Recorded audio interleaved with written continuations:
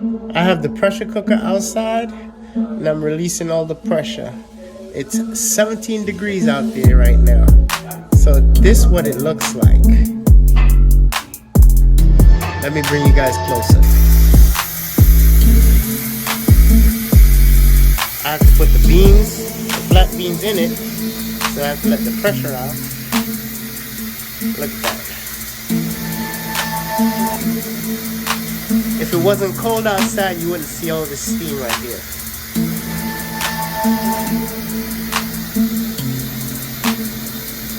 Now imagine if this explodes on you.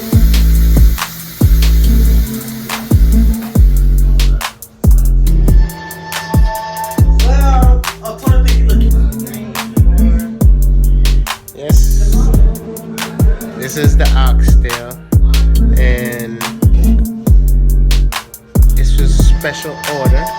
This is going to Alabama, Birmingham, Alabama.